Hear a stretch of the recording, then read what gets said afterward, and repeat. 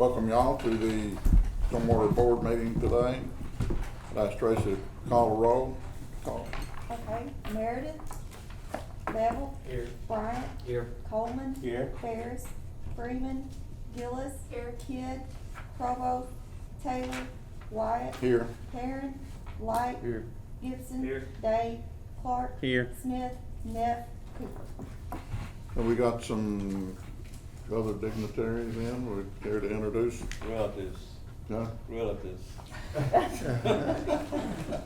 Dignitary is the word that's used every time I'm around, I'm telling you. I'm Mike Downing, Chief of Staff of the city. Anybody from Brack City need to be pointed out though, I think. Right? And we got some other, y'all wanna introduce yourself, whatever, or? Rob Hester with Stonebridge Construction. Matt Davis, Stonebridge Construction. Michael Boggs, Trailer Engineering. Danny Burns, Horizon Land Surveying. Okay, all right. For those members, we got the minutes was sent out. If you've taken a minute to look over that, and if you have, that was the August 19th meeting. If there's any additions, comments, changes, insight, otherwise I'll take a motion to approve those. Anybody's interested? So moved. Got a motion to approve, do I hear a second? Second. Got a second, all in favor say aye. Any opposed? Okay, carried. Okay, so next order of business is new business. And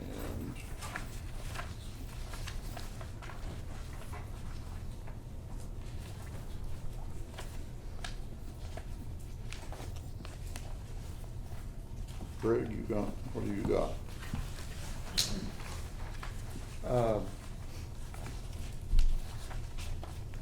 Want to go ahead and take care of the old business first. It's the utility line ordinance. At the last meeting, we said we'd bring back some revised language on, Fine with that? that should be the last page of your package. The language that we're proposing to add to the ordinance is that section B, 1, 2, 3, and 4. And Susan, Meredith, and I have talked about it. We talked about it yesterday. I provided her a copy of the 10 state water standards. And we are consistent with what that 10 state standard is for separation of water lines and storm sewer lines. It requires 18 inches of vertical separation and 10 foot of horizontal separation, but we're applying that to all utilities, so we've reduced that to 5 feet from storm drains, but they still need to be 10 foot with the water line because they're under that other applicable standard. But she said she felt fine with those 1, 2, and 3. She was a little concerned about 4, about the joint use utility drainage easements. And I really thought she was gonna be here. She's walking in right now. Is she walking in? Okay. I think she and I talked a little bit about just adding possibly, that the platting of joint use, of new joint use utility easements is prohibited. And so if we just edited that to the platting of new. What is the problem with combination utility easement, drainage easement? If you're on the drainage, if you have to go and dig it out or whatever? Yeah, the problem historically has been that whoever gets there first runs down the center of the easement and utilizes the whole thing and nobody else can get in there.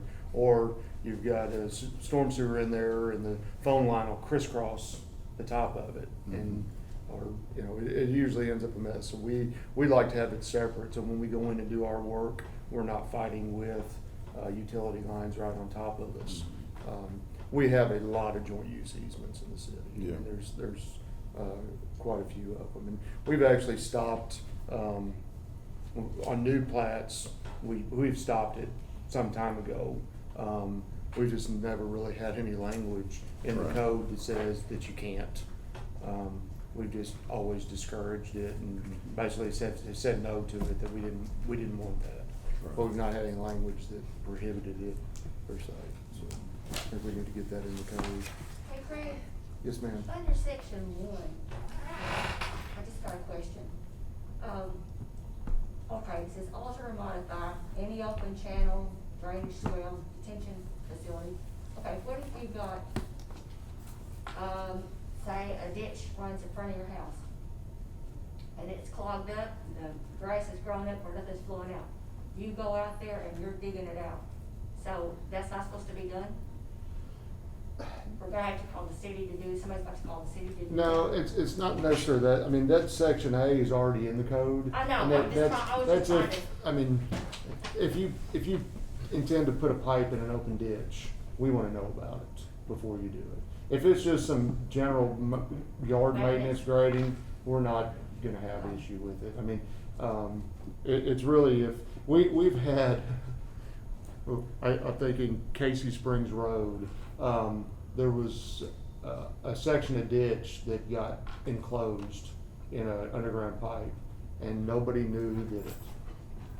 It just, I claimed that we had some sort of gypsy crew of pipe installers floating around the city installing drainage pipes, because the city didn't do it, the homeowner said he didn't do it, I have no idea who did it. You know, it just got enclosed.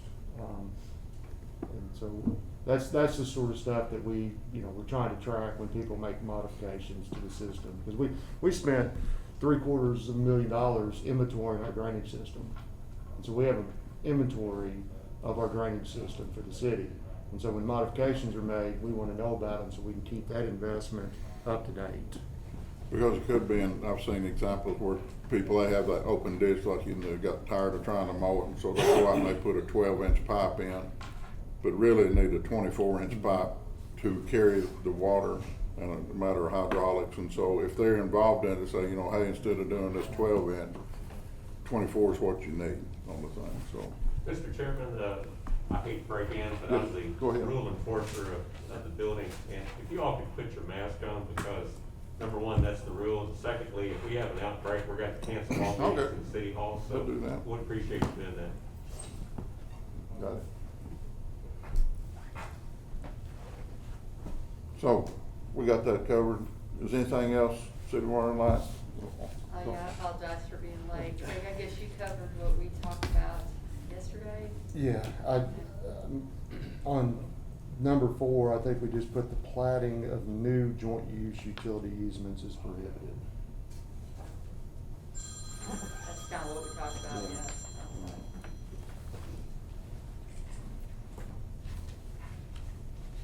So we've gone over this ordinance a couple times. This is like the final draft as far as y'all, it'll work for your City Water and Light, work for the city.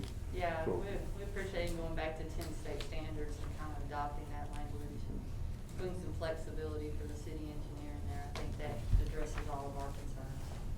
So we need a motion to approve that through our committee, so it go to the council, or what we need to do? Yeah, it would just be a motion to send this to city council, to Public Works for consideration. Anybody wanna make a motion to send this? Second. Okay. Have a motion second. All in favor, say aye. Aye. All opposed? All right. Now,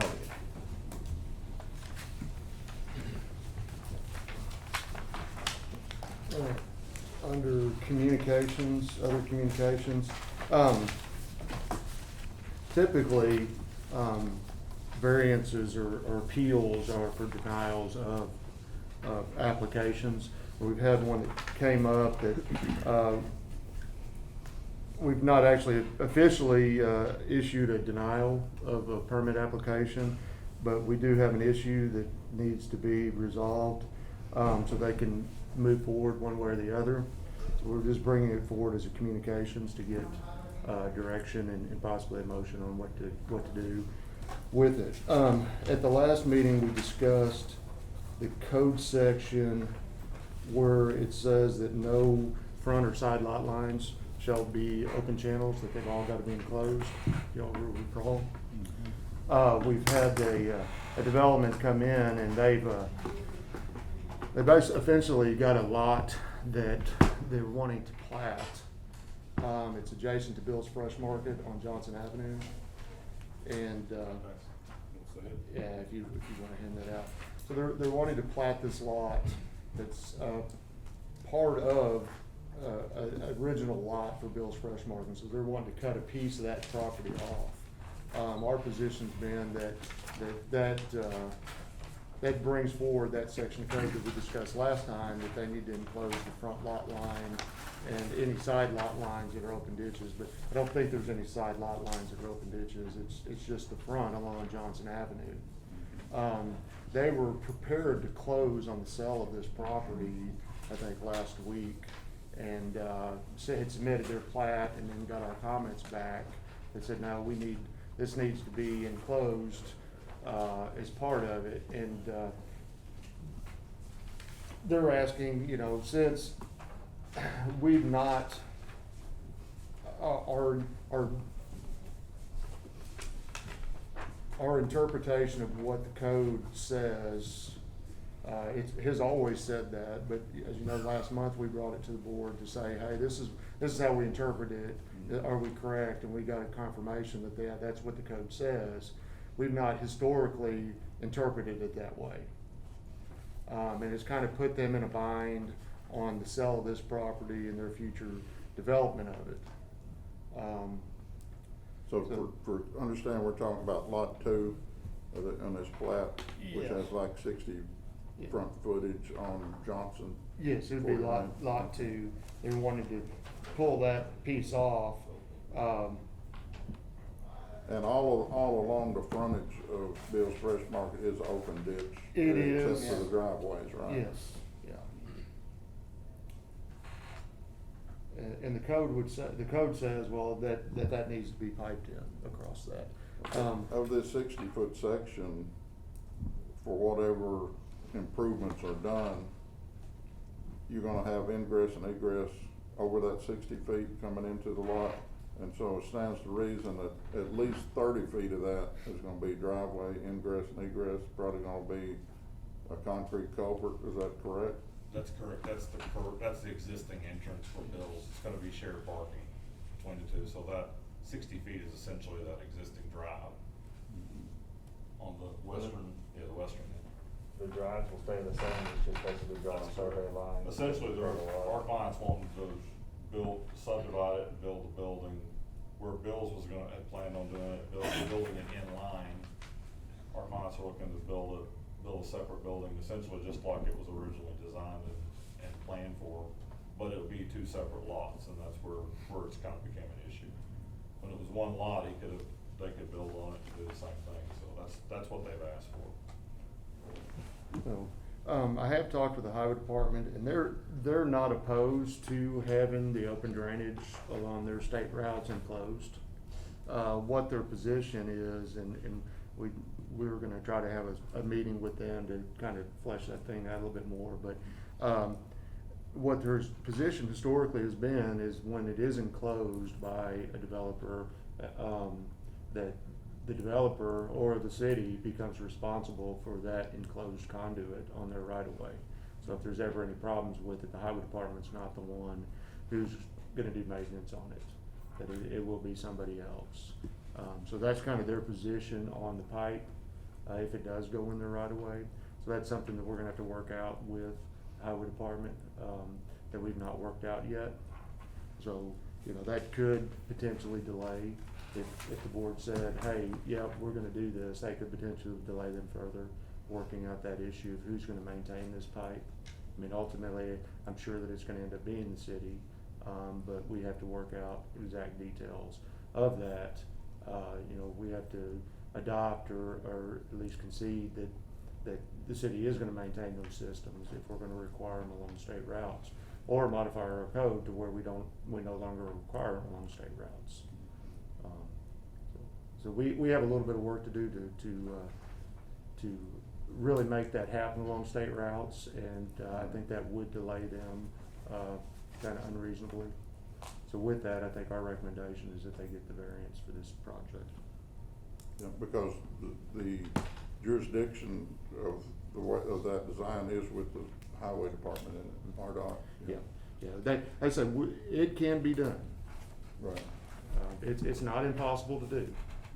but there are some issues that are gonna have to be worked out to make it happen. And, But it can't be done without approval of a variance on our part to permit it to happen, is that?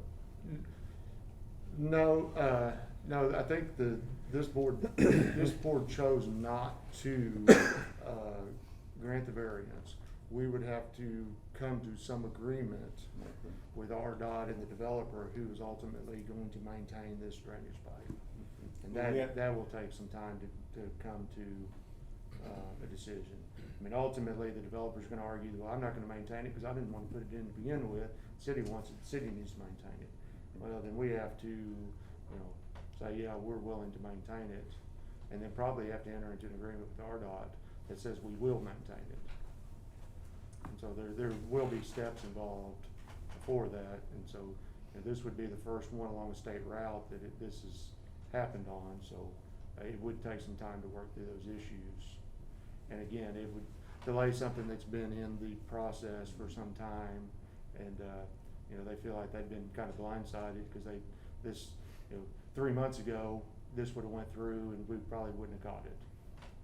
But now that we've had this interpretation of the code, now it has been caught. So they're kind of behind the 8 ball and, asking for relief.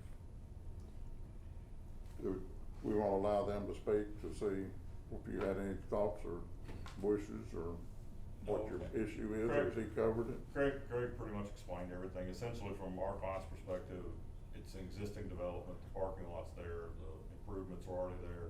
If this lot wasn't subdivided, the existing owner could build building bigger than what my client will be able to build, because they could actually tile into the building and continue building it.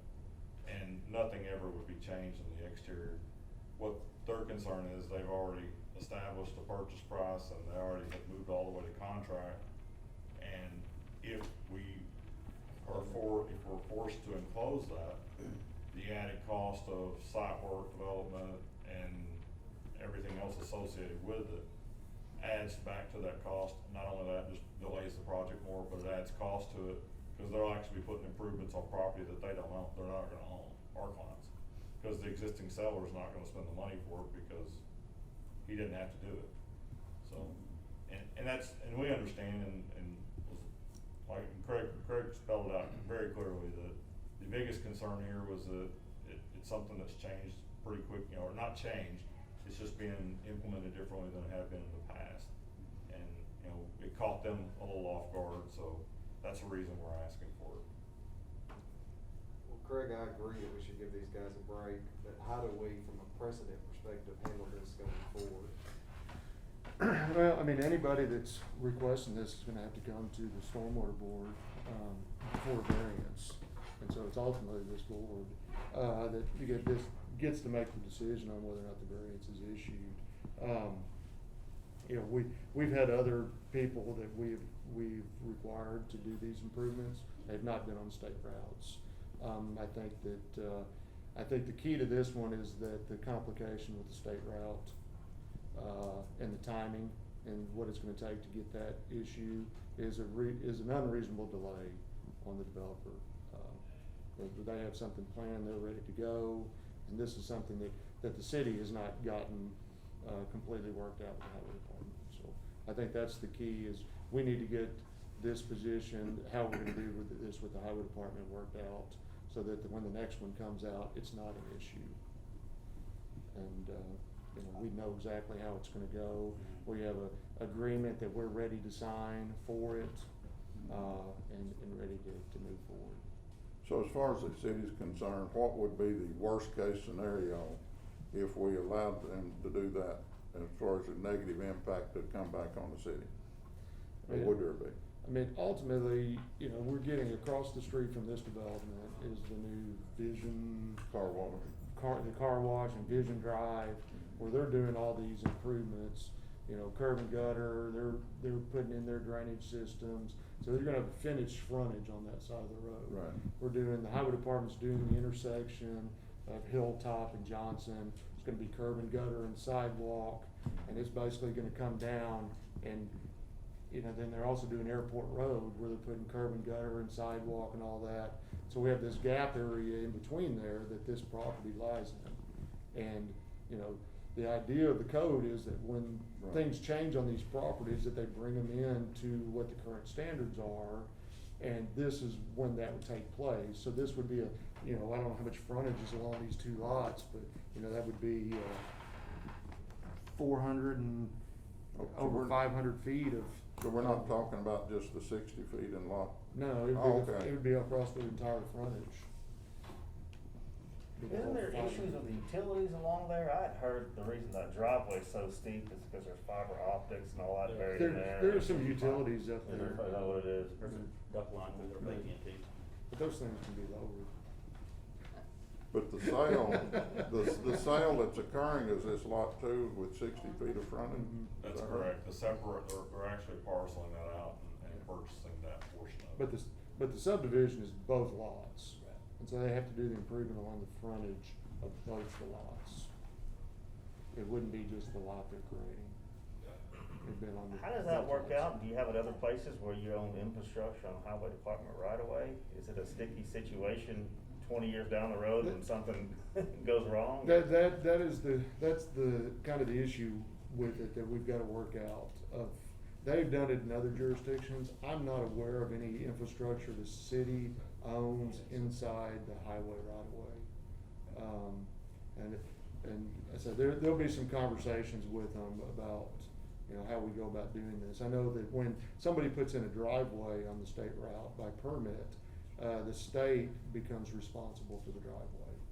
Now, that's different from what the city's position is. We permit you to put a driveway in on the city right away. That's still your driveway. You're responsible for maintenance of it. And so, you know, we have different policies than what the highway department does about who owns things on the right of way. But apparently, this is what they've done in other jurisdictions that they allow individuals to own infrastructure on their right of way that they're responsible for. And the city does allow it, but we do it by an indemnification agreement. So if a private owner wants to own something inside the public right of way, we make them sign an agreement saying that if it's ever in our way, we're gonna tear it out. If it ever causes any problems, you're responsible for it, sort of thing. And we passed one of those in city council last night at City Water Line. Okay, so I think maybe I'm finally getting a picture here. So what we're talking about is they've replatted this and created a lot, which is what we talked about recently, and you create a lot that brings on the other stuff. Yeah. And so by creating this lot, that impacts the entire frontage of that Mhm. for drainage and retention and all that other stuff then, so. Mr. Chairman, the mayor's asked me to recommend that the board grant variance because of the reasons you've heard, being a state highway and these other issues. So I'll transfer that from the mayor. So that's why what seemed to me immaterial, the 60-foot deal, but that's not the 60-foot, it's the entire frontage on there that we're trying to compel them to update all of that to match what's going in across the street because they're having to comply. But by creation of this lot, then we're talking about they can't do that Correct. unless they do the whole thing, so. The only difference is this is, all the development infrastructure's already been done Right. on this lot. As opposed to, and that's what Craig was saying, on that lot, it's brand new development, that's the new requirement, that's what you have to do. Our clients have done the same thing on Red Wolf, when we subdivided the property, bought houses, and we've been closed ditches on all those properties. Right. This one being an existing property and all the parking lot already in place, this was developed with nothing but an outpad left for the building. Right. And we had a similar scenario, my partner and I own property just adjacent to the Bills. And we had done a similar thing about 8 or 9 years ago. We had actually developed that property and built out all the development, all the improvements, short of building the building on our front out parcel. And I think we had to go for BZA to get approval, because some of the things, the overlay district and some of the things have changed. But it was the same scenario. All of our improvements were in place. The only thing we didn't do at that time was build a building. Right. So, Does everybody have an understanding of what we're talking about here? Anybody got any questions about any of that? Does anybody want to make a motion? Just one other question, Craig, this didn't change anything on the sidewalk angle? Is there sidewalks there already? There is an existing sidewalk along the front of the road. Yeah, no, and it does, and when they come in to actually develop this lot, they will still have to do their stormwater mitigation, for any impervious area that they're losing and all that. So I don't know what it's gonna entail. I doubt that it's gonna be any sort of detention pond. I mean, I don't know if that's a gravel pad or if it's a grassed area, but they'll have to compensate for what's not paved now that they're losing, for pervious areas. So there will be some stormwater stuff they have to do when they come in for the building permits, but we won't be asking them to enclose the front ditch. That's, you know.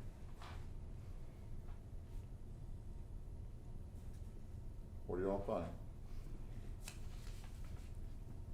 I think yes on the variance, it's been there 15, 20 years.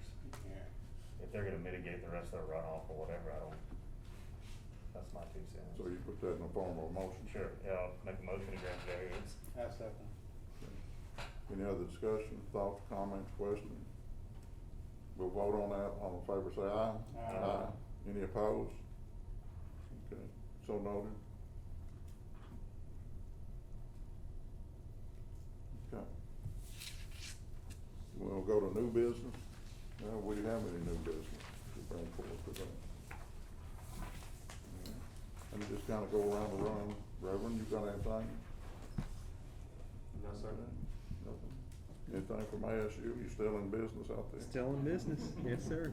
All right. City Water and Light, y'all still in business? This is just kind of piggyback on that, nothing to do with their variance, but we have to work through with the highway department to resolve on the other side of the road where they're doing the development. Will that kind of force you to do that work with the highway department you talked about? The way the drainage is falling out on that, I'm not sure that they're going to have piping along Probably the not. right of way, cause that lot just completely falls off on there, and so we're trying to, I'm not really sure how all that's gonna work out on Just where curious. the drainage pipe's gonna end up Yeah. on there, so. But yeah, I mean, if it ends up on the right of way, then yes, we will. That'd be the start of it. That'd be the start of it. 'Cause there is no open ditch on that side right now. It just completely just falls off from the edge of pavement onto the property. My recommendation is that they build that up to stop the highway water from entering their property, but I think they're looking at just go ahead and allowing the highway water to come onto their property and catch it and take it out. So I'm not sure exactly how long. It's not gonna negatively impact Hudson back behind it, is it? Not the drainage. no. Right, okay. Vice Chair, you got anything? Anything? Tracy? Anything? Ron? You got anything? I've said enough. Okay. All right, any other public comments? Yes, sir. Anything from the mayor's office, representation? Nope. Okay. I'd make a motion to adjourn. Second? All in favor, say aye. Aye. We're adjourned.